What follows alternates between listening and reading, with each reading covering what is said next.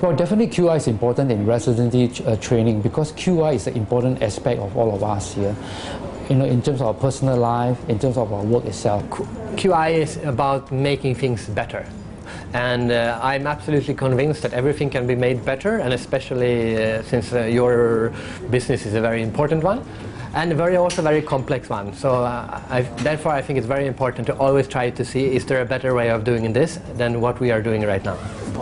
I like the fact that the speaker uses humor to try and drive home the message that we cannot accept things that the way that they are, and to try and constantly think and improve. Well, the talk that's most fresh in my mind is the talk by Mr. Frederick. Yeah, it put a whole new spin on the things that we are seeing, and it's very relevant to this point of time in the residency. You know, things are just new, they're just beginning, and there's so much change in the institution and the way we carry out our things. We know that in quality, or rather in healthcare, we are always looking for opportunities to improve the way we deliver care to our patients, to keep making it better and safer. And we want to build that awareness and skills in our residents, because this is something very, very important to get in right at the beginning.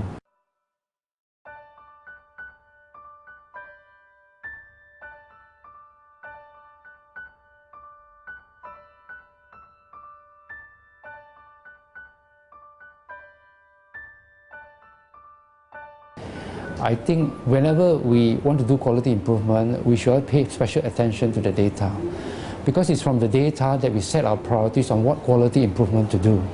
Because there's certain deficiency there from the data, from the outcomes, we want to improve upon that. So that's one important aspect. And also, data is important for us to assess whether we have achieved our goal. We must have the before data and after data. We plan to do a project to improve the care. We must have the before and after, so that we can assess that the project actually helps with patient care itself. And it helps with patient care, then we can drive it at a larger scale, not only within your department, the hospital, but within the whole cluster itself, because the data shows that it is important and is useful for that particular project to be carried on itself. So my message is that it should be data-driven, and every resident should know how to deal with the data relating to quality improvement. The first thing is, I wish them to be challenged to look for better ways of doing things. And I also want them to understand that everyone knows it's important to be creative, but I also want them to understand that it's actually quite difficult to try to do things in a different way. And I want to challenge them to really try harder to improve the way they do things. I think one big part of the focus of this afternoon's talk is this thing about innovation and change and improving. So we know that all improvement is change, but not all change is improvement. And the whole emphasis in quality is to find out what changes lead to improvement. And that is a whole challenge and excitement in quality improvement.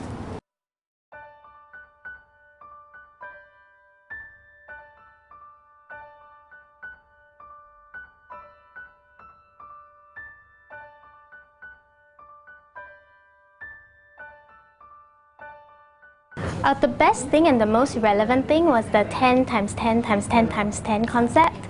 So for those who haven't seen the talk, it's a concept where you think of 10 problems, you think of 10 different ways to define those problems, each and every one of those problems, and you do that 10 times on each thing.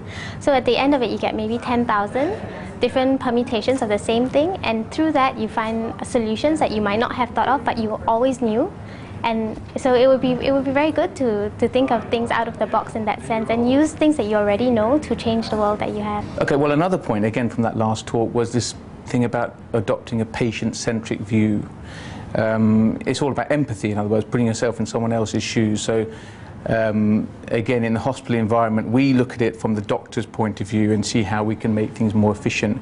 But actually, sometimes we've got to step back, I think, and look about, imagine as you are as a patient. Because at the end of the day, even as doctors, we are all patients to a degree, because we are patients in another hospital, for example. So putting yourself in a patient's shoes and seeing how you could have changed things to make things easier and more efficient from a patient point of view. So that's something I want to take back and sort of try and put into practice myself.